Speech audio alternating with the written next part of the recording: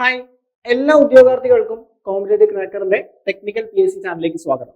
അപ്പോൾ നമ്മൾ ഇന്ന് ഡിസ്കസ് ചെയ്യാനായിട്ട് പോകുന്നത് നമ്മുടെ ടെക്നിക്കൽ PSCയിൽ ചോദിച്ച സയൻസ് ഭാഗത്തു നിന്ന് ചോദിച്ച കുറച്ച് പ്രധാനപ്പെട്ട ചോദ്യങ്ങളാണ് നമ്മൾ ഈ ഒരു ചുരുങ്ങിയ സമയം കൊണ്ട് ഡിസ്കസ് ചെയ്യാനായിട്ട് പോകുന്നത്. നമുക്ക് നേരെ എന്ത് ചെയ്യാം, ക്ലാസ്സിലേക്ക് പോയാലോ? നോക്കിക്കൊള്ളുക. നമ്മുടെ ഒന്നാമത്തെ ചോദ്യം എന്ന് പറയുന്നത്, ചോദ്യം ഇതാണ്: ജലത്തിലൂടെ പകരുന്ന രോഗം ഏതാണ് എന്നുള്ളതാണ്. ജലത്തിലൂടെ പകരുന്ന രോഗം നമുക്ക് നോക്കാം. ജലത്തിലൂടെ പകരുന്ന രോഗങ്ങൾ ഏതൊക്കെയാണ്? ഈ പറയുന്നവയിൽ കോളറയുണ്ട്, ചിക്കൻ ബോക്സ് ഉണ്ട്, മലേറിയ ഉണ്ട്, ജലദോഷമുണ്ട്. നമുക്കറിയാം, ജലദോഷം എന്ന് പറയുന്ന രോഗം വൈറസ് പരത്തുന്ന രോഗമാണ്, അല്ലെ? വൈറസ് പരത്തുന്ന രോഗമാണ്, അത് വായുവിലൂടെ പകരുന്ന രോഗമാണ്, അല്ലെ? മലേറിയ എന്ന് പറയുന്നത് പ്രധാനമായിട്ടും കൊതുകുകൾ മുഖേന പകരുന്ന രോഗമാണ്, അല്ലെ? ഇതില് ജലത്തിലൂടെ പകരുന്ന രോഗം ഏതാണെന്ന് ചോദിച്ചു കഴിഞ്ഞാൽ അത് ബാക്ടീരിയ പരത്തുന്ന രോഗമായിട്ടുള്ള കോളറയാണ്, അല്ലെ? കോളറയാണ്. ഇനി ജലത്തിലൂടെ വരുന്ന രോഗങ്ങൾ ഏതൊക്കെയാണെന്ന് ചോദിച്ചു കഴിഞ്ഞാൽ, ഒന്ന് എലിപ്പനി. എലിപ്പനി ജലത്തിലൂടെ പകരുന്ന രോഗമാണ്. അതേപോലെ തന്നെ മഞ്ഞപ്പിത്തം ജലത്തിലൂടെ വരുന്ന മറ്റൊരു രോഗമാണ്. കോളറ ജലത്തിലൂടെ വരുന്ന രോഗമാണ്. ടൈഫോയിഡ് ജലത്തിലൂടെ വരുന്ന രോഗമാണ്. ഹെപ്പറ്റൈറ്റിസ് ജലത്തിലൂടെ വരുന്ന രോഗമാണ്. ഇപ്പൊ പ്രധാനമായിട്ടും ജലത്തിലൂടെ പകരുന്ന ഈ 5 രോഗങ്ങൾ പഠിച്ചു വെച്ചേക്കുക. ഏതൊക്കെയാണ്? കോളറയുണ്ട്, എലിപ്പനിയുണ്ട്, മഞ്ഞപ്പിത്തമുണ്ട്, ടൈഫോയിഡ് ഉണ്ട്, ഹെപ്പറ്റൈറ്റിസ് ഉണ്ട്. ഈ 5 രോഗങ്ങളും പ്രധാനമായിട്ടും ജലത്തിലൂടെ പകരുന്ന രോഗമാണ് എന്ന് മനസ്സിലാക്കുക. അപ്പൊ കിട്ടിയല്ലോ. അപ്പൊ ഇവിടെ ചോദിച്ചിരിക്കുന്ന ജലത്തിലൂടെ പകരുന്ന രോഗം ഏതാണ് എന്നുള്ളതാണ്, അല്ലെ? ബാക്ടീരിയൽ രോഗമായിട്ടുള്ള വിബ്രിയോ കോളറ എന്ന് പറയുന്ന ബാക്ടീരിയ പരത്തുന്ന കോളറയാണ് ജലത്തിലൂടെ വരുന്ന രോഗം. ഈസി ആയിട്ടുള്ള ചോദ്യമാണ്. അടുത്ത ചോദ്യം നോക്കിക്കൊള്ളുക. പല്ലിലെ ഇനാമലിന് നാശമുണ്ടാക്കുന്ന ഏത് ആസിഡാണ് ബാക്ടീരിയ വായിൽ നിർമ്മിക്കുന്നത്? നമ്മുടെ പല്ല് ഇനാമൽ നമ്മൾ കേട്ടിട്ടുണ്ട്. നമ്മുടെ മനുഷ്യ ശരീരത്തിലാണ് ഏറ്റവും കട്ടിയുള്ള പദാർത്ഥം ഏതാണെന്ന് ചോദിച്ചു കഴിഞ്ഞാൽ നമ്മുടെ ഇനാമലാണ്, പല്ലിൽ കാണപ്പെടുന്ന ഇനാമലാണ്. ഇപ്പൊ ഇനാമലിന് നാശമുണ്ടാക്കുന്ന ആസിഡ്, അല്ലെ? ഏത് ആസിഡാണ് ബാക്ടീരിയ വായിൽ ഉത്പാദിപ്പിക്കുന്നത് എന്നുള്ളതാണ്. ഏത് ആസിഡാണ്? ലാക്റ്റിക് ആസിഡുകളാണ്. ലാക്റ്റിക് ആസിഡുകൾ. ഇനാമലിന്റെ നാശത്തിന് കാരണമാകുന്ന ആസിഡുകൾ ഏതാണെന്ന് ചോദിച്ചു കഴിഞ്ഞാൽ അത് ലാക്റ്റിക് ആസിഡുകളാണ് എന്ന് മനസ്സിലാക്കുക. ഓക്കെ അല്ലെ? അടുത്ത ചോദ്യം: പുകയിലയിലെ വിഷവസ്തുക്കൾ ശ്വാസകോശത്തിൽ അടിഞ്ഞുകൂടി ഉണ്ടാകുന്ന രോഗാവസ്ഥ ഏതാണ്? പുകവലി മൂലം ഉണ്ടാകുന്ന പ്രധാനപ്പെട്ട രോഗാവസ്ഥ, അല്ലെ? വിഷവസ്തുക്കൾ അടിഞ്ഞുകൂടി ഉണ്ടാകുന്ന പ്രധാനപ്പെട്ട രോഗാവസ്ഥ ഏതാണെന്നാണ് ചോദിച്ചിരിക്കുന്നത്. ഏതാണ് ഈ പറയുന്ന എംഫസിമയാണ് ആൻസർ. ഏതാണ്?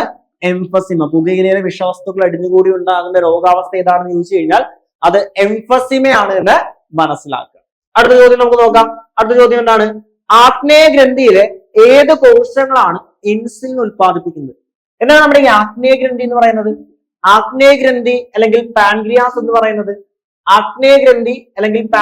എന്ന് പറയുന്നത്, നമുക്കറിയാം, നമ്മുടെ പാൻക്രിയാസിൽ പ്രധാനമായിട്ടും 2 തരം സെല്ലുകളുണ്ട്. ഏതൊക്കെയാണ്? ആൽഫ സെല്ലുകളും ഉണ്ട്, അതേപോലെ തന്നെ ബീറ്റ സെല്ലുകളും ഉണ്ട്. പാൻക്രിയാസില് ആൽഫ സെല്ലുകളും ഉണ്ട്, ബീറ്റ സെല്ലുകളും ഉണ്ട്. ആൽഫ സെല്ലുകളാണ് എന്തുൽപാദിപ്പിക്കുന്നത്? ആൽഫ സെല്ലുകളാണ് ഗ്ലൂക്കഗോൺ എന്ന് പറയുന്ന ഹോർമോൺ ഉൽപ്പാദിപ്പിക്കുന്നത്. ഗ്ലൂക്കഗോൺ ഉൽപ്പാദിപ്പിക്കുന്ന ആൽഫ സെല്ലുകളാണ്. ബീറ്റ സെല്ലുകളാണ് ഇൻസുലിൻ ഉൽപ്പാദിപ്പിക്കുന്നത്. ഇൻസുലിൻ ക്ലിയർ അല്ലേ? ഈ പറയുന്ന ഗ്ലൂക്കഗോണും ഇൻസുലിനും നമ്മുടെ ശരീരത്തിന്റെ ഗ്ലൂക്കോസ് ലെവലുമായിട്ട് ബന്ധപ്പെട്ട ഹോർമോണുകളാണ്. ഓർക്കുക, പാൻക്രിയാസ് അഥവാ ആഗ്നേയ ഗ്രന്ഥിയില് പ്രധാനമായിട്ടും 2 തരം കോശങ്ങളുണ്ട്. ആൽഫ കോശങ്ങളും ഉണ്ട്, ബീറ്റ കോശങ്ങളും ഉണ്ട്. അതിൽ ആൽഫ കോശങ്ങൾ ഗ്ലൂക്കഗോൺ എന്ന് പറയുന്ന ഹോർമോൺ ഉൽപ്പാദിപ്പിക്കുന്നു. ബീറ്റ കോശങ്ങൾ ഇൻസുലിൻ ഉൽപ്പാദിപ്പിക്കുന്നു. ഈ ഇൻസുലിനും ഗ്ലൂക്കഗോണും നമ്മുടെ ശരീരത്തിന്റെ ഗ്ലൂക്കോസ് ലെവലുമായിട്ട് ബന്ധപ്പെട്ട ഹോർമോണുകളാണ്. അപ്പൊ നോക്കിക്കൊള്ളുക, ഏത് കോശങ്ങളാണ് ഇൻസുലിൻ ഉൽപ്പാദിപ്പിക്കുന്നത് എന്നുള്ളതാണ്. ഇൻസുലിൻ ഉൽപ്പാദിപ്പിക്കുന്ന ഏതാണ്? ബീറ്റ കോശങ്ങളാണ്, അല്ലെ? ബീറ്റ കോശങ്ങളാണ് ഇൻസുലിൻ ഉൽപ്പാദിപ്പിക്കുന്നത്. കണ്ടോ? ഈസി ആയിട്ടുള്ള ചോദ്യം അല്ലേ? അടുത്ത ചോദ്യത്തിലേക്ക് കടക്കാം. എന്താ? തൈറോക്സിന്റെ പ്രവർത്തനത്തെ നിയന്ത്രിക്കുന്ന ധാതു ഏതാണ്? നമുക്കറിയാം, നമ്മുടെ ശരീരത്തിലെ ഒരു ഗ്ലാൻഡ് ആണ് തൈറോയ്ഡ് ഗ്ലാൻഡ്. ആ തൈറോയ്ഡ് ഗ്ലാൻഡ് ഉൽപ്പാദിപ്പിക്കുന്ന ഹോർമോൺ ആണ് തൈറോക്സിൻ എന്ന് പറയുന്നത്. ഈ തൈറോയ്ഡ് ഗ്ലാൻഡ് തൈറോക്സിൻ എന്ന് പറയുന്ന ഒരു ഹോർമോൺ ഉൽപ്പാദിപ്പിക്കണമെങ്കിൽ, തൈറോക്സിൻ എന്ന് പറയുന്ന ഒരു ഹോർമോൺ ഉൽപ്പാദിപ്പിക്കണമെങ്കിൽ അവിടെ ആവശ്യമാണ്? അയഡിൻ ആവശ്യമാണ്. അയഡിന്റെ കുറവ് മൂലം തൈറോയ്ഡ് ഗ്ലാൻഡ് എൻലാർജ് ചെയ്യുന്നു, അല്ലെങ്കിൽ വലുതാകുന്നു. ആ വലുതാകുന്ന അവസ്ഥയാണ് നമ്മൾ ഗോയിറ്റർ എന്ന് പറയുന്നത്. ക്ലിയർ അല്ലേ? അപ്പൊ തൈറോയ്ഡ് ഗ്ലാൻഡ് ഉൽപ്പാദിപ്പിക്കുന്ന ഒരു ഹോർമോൺ ആണ് തൈറോക്സിൻ എന്ന് പറയുന്നത്. നമ്മുടെ ശരീരത്തിലെ ഉപാപചയ പ്രവർത്തനങ്ങളെല്ലാം നിയന്ത്രിക്കുന്ന ഹോർമോൺ ആണ് ഈ പറയുന്ന തൈറോക്സിൻ. തൈറോയ്ഡ് ഗ്ലാൻഡ് തൈറോക്സിൻ ഉൽപ്പാദിപ്പിക്കണമെങ്കിൽ അവിടെ ആരാവശ്യമാണ്? അയഡിൻ ആവശ്യമാണ്. അയഡിന്റെ കുറവ് മൂലം നമ്മുടെ തൈറോയ്ഡ് ഗ്ലാൻഡ് വലുതാകുന്ന അവസ്ഥയെ വിളിക്കുന്ന പേരാണ് ഗോയിറ്റർ എന്ന് പറയുന്നത്. ഇനി അടുത്ത നോക്കിക്കൊള്ളുക, അടുത്ത ചോദ്യം നോക്കിക്കൊള്ളുക. എന്താണ്? രോഗങ്ങളും അവയുടെ രോഗകാരികളും തന്നിരിക്കുന്നു. തെറ്റായ ജോഡി ഏതാണ്? തെറ്റായിട്ടുള്ള ജോഡി ഏതാണ്?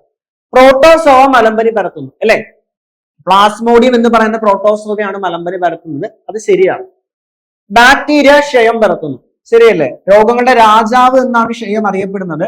ക്ഷയം പരത്തുന്നത് മൈക്കോ ബാക്ടീരിയം ട്യൂബർകുലോസിസ് എന്ന് പറയുന്ന ബാക്ടീരിയ ആണ്. ഏതാണ്?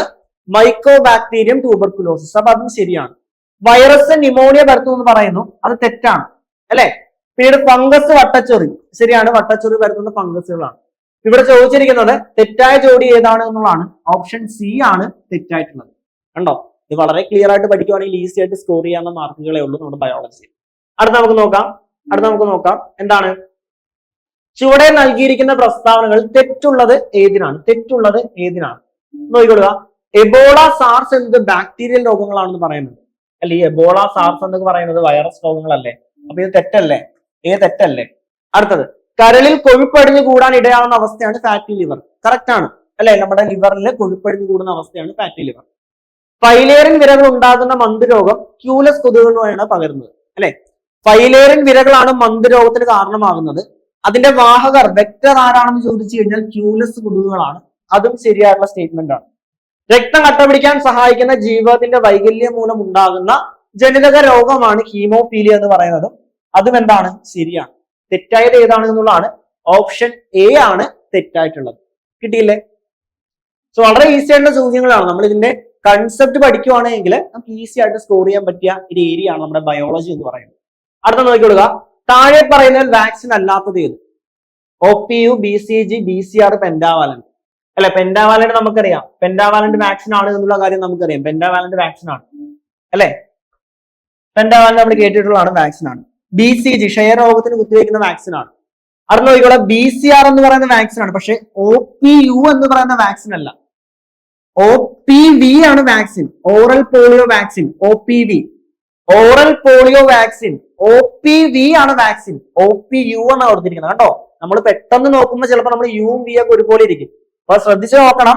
OPU എന്ന് പറയുന്നത് തെറ്റാണ്. OPV ആണ് വാക്സിൻ, ഓറൽ പോളിയോ വാക്സിൻ. അപ്പൊ വാക്സിൻ അല്ലാത്തത് ഏതാണ് എന്നുള്ളതാണ്. ആൻസർ ഓപ്ഷൻ എ ആണ്. ബാക്കിയെല്ലാം വാക്സിനുകളാണ് കേട്ടോ. ഇതേപോലുള്ള ചോദ്യങ്ങൾ വരും. അപ്പൊ അതും നമ്മൾ വളരെ ക്ലിയർ ആയിട്ട് ക്വസ്റ്റ്യൻസ് ഐഡന്റിഫൈ ചെയ്ത് ആൻസറിലേക്ക് എത്തണം. അടുത്തൊരു ചോദ്യം നോക്കിക്കൊള്ളുക. ഇത് ആക്ച്വലി SCRT ബേസ് ചെയ്തുള്ള ചോദ്യമാണ്. CRISPR അതേപോലെ Cas9 സാങ്കേതിക വിദ്യയുടെ പ്രധാന പ്രയോജനം ഏതെല്ലാം? അതായത് SCRT ബേസ് ചെയ്ത്, പുതിയ SCRT ബേസ് ചെയ്ത് PSC ചോദിച്ച ഒരു ചോദ്യമാണ്. എന്താണ് ഈ പറയുന്നത്? എന്തുമായിട്ട് ബന്ധപ്പെട്ടാണ്? ജീൻ തെറാപ്പിയുമായിട്ട് ബന്ധപ്പെട്ടാണ്. എന്തുമായിട്ട് ബന്ധപ്പെട്ടാണ്? Gene therapy. എന്താണ് ഈ ജീൻ തെറാപ്പി എന്ന് വെച്ച് കഴിഞ്ഞാൽ ഈ ജനിതക രോഗങ്ങള് പരിഹരിക്കാനുള്ള ഒരു മാർഗമാണ് ജീൻ തെറാപ്പി. ഡിഫക്റ്റ് ആയിട്ടുള്ള ജീനുകളെ മാറ്റി അവിടെ പ്രവർത്തനക്ഷമമായിട്ടുള്ള ജീനുകൾ വെക്കുന്ന ഒരു മെഡിക്കൽ മെത്തേഡ് ആണ് ഇതെന്ന് പറയുന്നത്. ഈ പറയുന്ന ജീൻ തെറാപ്പി എന്ന് പറയുന്നത് വളർന്നുകൊണ്ടിരിക്കുന്ന ഒരു സാങ്കേതിക വിദ്യയാണ്.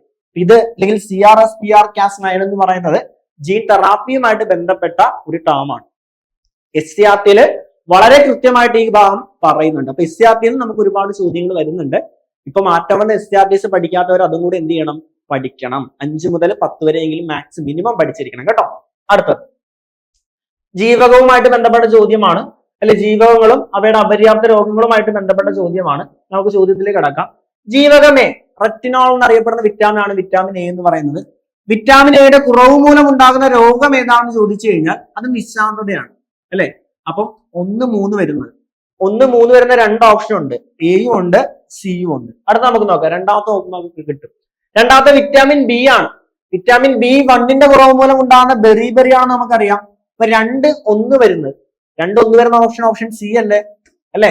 ആൻസർ കിട്ടി. ആൻസർ ഓൾറെഡി നമുക്ക് കിട്ടി. അടുത്ത നമുക്ക് എന്തായാലും പറയാം. വിറ്റാമിൻ സി അല്ലെ. Ascorbic acid. വിറ്റാമിൻ സിയുടെ കുറവ് മൂലം സ്കർവി ഉണ്ടാകും അല്ലെ. 3, 2 വരുന്നു. അതേപോലെ തന്നെ വിറ്റാമിൻ ഡിയുടെ കുറവ് മൂലം അല്ലെ എന്താണ്? റിക്കറ്റ്സ്, കണ അല്ലെ. വിറ്റാമിൻ ഡിയുടെ കുറവ് മൂലം റിക്കറ്റ്സ് അല്ലെങ്കിൽ കണ വരുന്നു. അതായത് 4, 5 അല്ലെ 5 വരുന്നു അല്ലെ. 4, 5 വരുന്നു. ആൻസർ ഓപ്ഷൻ സി ആണ് ആൻസർ. കണ്ടോ? ബയോളജിയെ സംബന്ധിച്ച് നമ്മൾ ഒന്ന് കൃത്യമായിട്ട് ഫോക്കസ് ചെയ്ത് പഠിക്കുകയാണെങ്കിൽ ഈസി ആയിട്ട് മാർക്ക് സ്കോർ ചെയ്യാൻ പറ്റിയ ഏരിയയാണ് ബയോളജി എന്ന് പറയുന്നത്. അപ്പോൾ പ്രധാനപ്പെട്ട കുറച്ച് ചോദ്യങ്ങളാണ് നമ്മൾ ഈ ഒരു സെക്ഷനിൽ ഡിസ്കസ് ചെയ്തത്. ഡ്രൈവർ എക്സാമുകൾ നോക്കുന്നവരാണെങ്കിൽ 2026 എന്ന് പറയുന്ന വർഷം നിങ്ങളുടെ കയ്യിൽ ഫോഴ്സ് ഡ്രൈവറുകൾ എക്സാമുകൾ ഒരുപാട് വിളിച്ചിട്ടുണ്ട്. അത് കൃത്യമായിട്ട് പഠിക്കുവാണെങ്കിൽ നിങ്ങൾക്ക് ഫോഴ്സ് ഡ്രൈവറിന്റെ അല്ലെങ്കിൽ യൂണിഫോം ജോലി എന്ന് പറയുന്ന ഒരു സ്വപ്നത്തിലേക്ക് എത്തിച്ചേരാനായിട്ട് സാധിക്കും. അപ്പൊ അത് നേടാൻ ആഗ്രഹിക്കുന്നവരാണെങ്കിൽ നിങ്ങൾക്കുള്ളതാണ് ഏറ്റവും പുതിയ നമ്മൾ സ്റ്റാർട്ട് ചെയ്യാൻ പോകുന്ന ബാച്ചുകൾ എന്ന് പറയുന്നത്. അത് ഫയർമാൻ ഡ്രൈവർ ആയിക്കൊള്ളട്ടെ, എക്സൈസ് ഡ്രൈവർ ആയിക്കൊള്ളട്ടെ, ഫോറസ്റ്റ് ഡ്രൈവർ ആയിക്കൊള്ളട്ടെ, CPO ഡ്രൈവർ ആയിക്കൊള്ളട്ടെ, എല്ലാ നോട്ടിഫിക്കേഷനുകളും ബാച്ച് നമ്മൾ സ്റ്റാർട്ട് ചെയ്യുന്നുണ്ട്. അപ്പൊ ബാച്ചിനെ കുറിച്ച് കൂടുതൽ അറിയാനും ബാച്ചിലേക്ക് ജോയിൻ ചെയ്യാനുമായിട്ട് താഴെ കാണുന്ന നമ്പർ നിങ്ങളെ കണക്ട് ചെയ്യുക. മറ്റൊരു വീഡിയോയുമായിട്ട് നമുക്ക് വീണ്ടും കാണാം. Thank you so much.